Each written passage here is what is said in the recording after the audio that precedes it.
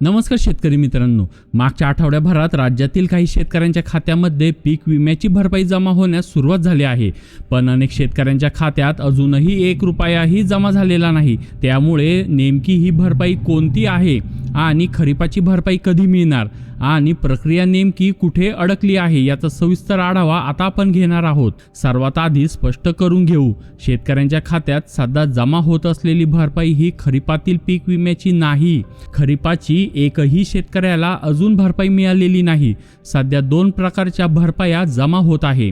एक म्हणजे फळपीक विमा आणि दुसरी म्हणजे बुलढाणा जिल्ह्यातील गेल्या वर्षाची थकीत 90 कोटी रुपयाची भरपाई. या 2च प्रकारच्या रकमा सध्या पडत आहे. कृषी विभागाने जानेवारीच्या पहिल्या आठवड्यात माहिती दिली होती की खरीपातील पिकांच्या पीक विम्याची भरपाई जानेवारी महिन्यातच मिळू शकते.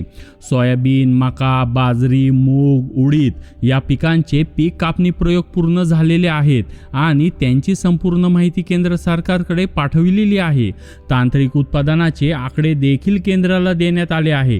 परंतु आज खरीपातील विमा जमा न होण्यामागे एकच मोठं कारण समोर आलं आहे. केंद्र सरकारच्या पीक विमा पोर्टलवर गंभीर तांत्रिक समस्या. ही समस्या सुटत नाहीये, म्हणूनच राज्य सरकारकडून सगळ्या प्रक्रिया पूर्ण असूनही शेतकऱ्यांच्या खात्यात पैसे सोडता येत नाहीये. कृषी विभागाने स्पष्ट केलं आहे की ही अडचण 1-2 दिवसात सुटू शकते. कदाचित पुढचे अर्धा दिवसही लागू शकतात. पण जर समस्या सुटली नाही तर फेब्रुवारी महिना उजाडण्याचीही शक्यता आहे. म्हणजे पुढील 7 ते 8 दिवस हे अत्यंत महत्त्वाचे ठरणार आहे. तूर आणि कापूस या 2 पिकांचे पीक विमे मात्र मार्च किंवा एप्रिलमध्येच दिले जातील, कारण त्यांचे पीक कापणी प्रयोग अजूनही सुरू आहेत आणि तांत्रिक उत्पादनाच्या आकडेवारीची प्रक्रिया पूर्ण व्हायची आहे. यंदाच्या खरीपातील पीक विम्याची रक्कम नेमकी किती असेल याचा आकडा सरकारकडून अजून जाहीर करण्यात आलेला नाही. परंतु अभ्यासकांचा अंदाज असा की यंदाची भरपाई गेल्या वर्षाच्या तुलनेत कमीच राहणार. याचे प्रमुख कारण म्हणजे ट्रिगर्स. यंदा योजनेतून मोठ्या प्रमाणात काढून टाकण्यात आले आहे आणि केवळ पीक कापणी प्रयोगावर आधारितच भरपाई दिली जात आहे.